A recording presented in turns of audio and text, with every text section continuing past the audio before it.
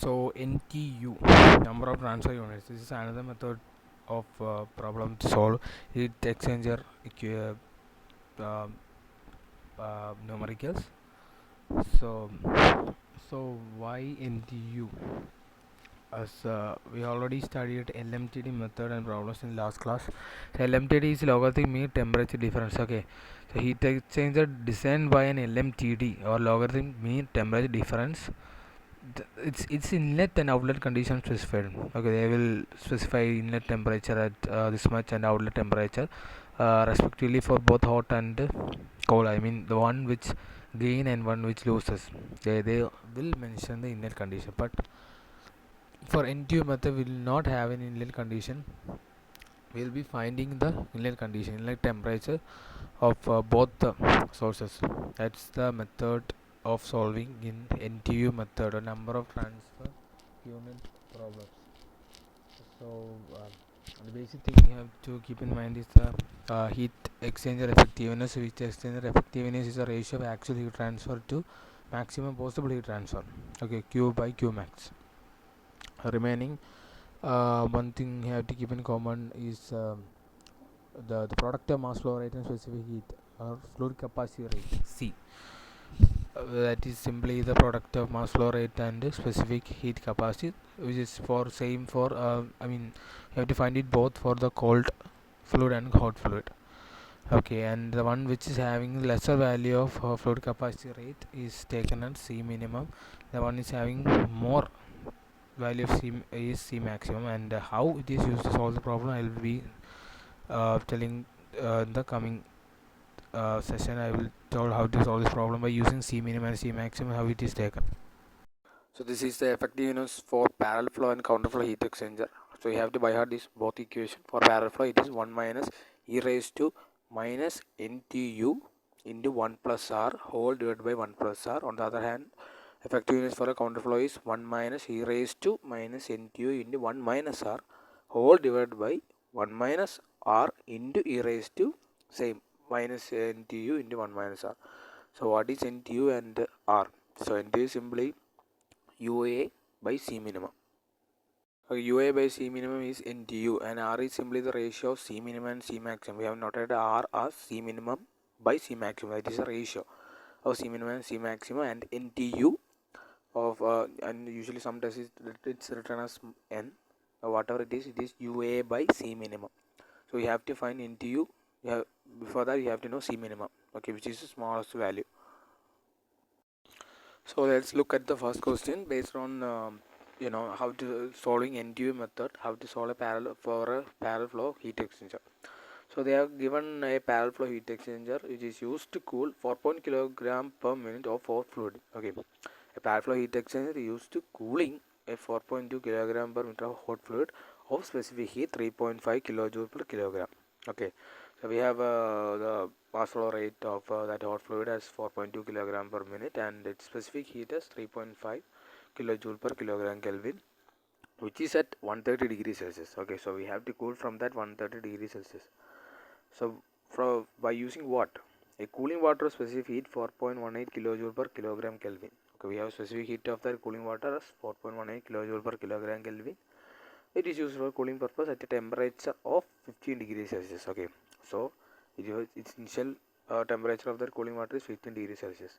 Also the mass flow rate is given as 17 kilogram per minute. So we have to find the outlet temperature of the liquid, outlet temperature of water, and effectiveness of heat exchanger. Look, for NTU problem we have to find this outlet and inlet condition. Okay, we don't in LMTD method we would have that value, right? And on the other hand you will be finding area or effectiveness. We have the initial condition, outlet and inlet condition, but we have the value. But in the NTU method we are doing the just the opposite. We are finding that value, the inlet and outlet condition value, we are just finding it. Okay, here as you can see we are asked to find outlet temperature of both the hot and cold fluid. So let's look at this problem. They are also given U overall heat transfer coefficient is 1100 watt per meter square Kelvin and area is 0.3 meter square. So let's look at how to solve this problem. First of all, writing the initial condition, we have the mass flow rate of hot fluid. We have to convert into kilogram per second, because in order to get the unit of heat as watt, we have to be in kilogram per second. So mass flow rate is given in kilogram per minute. In order to convert to kilogram per second, you have to convert that minute into second, which is divided by 60. So 4.2 divided by 60, 0.07 kilogram per second. And also specific heat is given 3.5, and we have to convert it to joule. Okay, we need to have joule per second in the equation not to get watt. So we cannot put it like kilojoule. That's one thing you have to remember. You have to convert into joule. So 3.5 into 10 raised to 3 joule per kilogram Kelvin.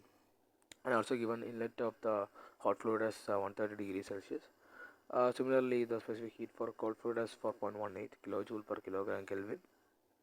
And you have to convert that also in joule per kilogram Kelvin. So into 10 raised to 3. Also, the inlet temperature of the cooling water is 15 degrees Celsius. Mass flow rate we have to divide by 60. So these are all the given conditions. So let's look at how to solve this problem. So we have the capacity rate. Okay, as I already told in the initial theory, we have to find the capacity rate for both the fluid, hot fluid and cold fluid. So and we have to find which is maximum and minimum. So for hot fluid is simply multiplying it is a product of the mass flow rate and the specific heat capacity. So mH into Cph, you get 245 watt per Kelvin. So capacity rate unit is watt per Kelvin. And also you can find the capacity rate of water, which is a cold fluid here, which is 1170.4 watt per Kelvin. So among that you can find which is the maximum and minimum, right? So you can find R, or the ratio of C minimum by C maximum, which is 0.209. So this equation you can also find in the data book, right? All you have to by heart it. Most of the equation in the data book. So effectiveness, as you know, this is a parallel flow heat exchanger. So the effectiveness of the parallel flow heat exchanger, you know the formula, which is simply 1 minus e raised to 1 minus e raised to minus NTU into 1 plus R, or C minimum C maximum, whole divided by 1 plus R, or C minimum by C maximum. So from there I get effectiveness of this parallel flow heat exchanger as 0.64. Okay, I get the effectiveness as 0.64. There are many other methods. We can find direct from graph. If we have a data book, there is many other method to find. This is simply by using formula, this equation. So from data book we find this equation, and we got the effectiveness of the parallel flow heat exchanger as 0.64. So what's the next step?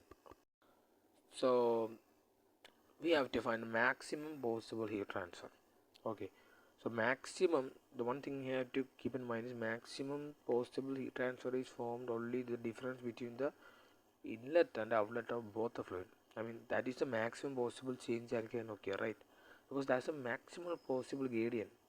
I mean, that's a maximum extent up to which there's a difference can be occur. So in order to find the maximum possible heat transfer, how? You have to find the, simply C delta, right? Q maximum. So it is simply MCP delta T, right? We know that M into Cp is C minimum, because the fluid capacity is a product of mass flow rate and specific heat capacity. So let's see, I know. So from that I get the maximum. You have to take the heat capacity or fluid capacity of the minimum value in order to find the maximum possible heat transfer. So Q maximum is equal to C minimum into T1, the inlet of hot, and T1 is the small T1 is the outlet inlet of cold fluid. So this is the maximum. This difference, capital T1 minus small T1, is the maximum possible difference that can possible between that two fluid. So which will give the maximum possible heat transfer. Q max equal to 28,175 watt. So maximum possible heat transfer, we get the answer.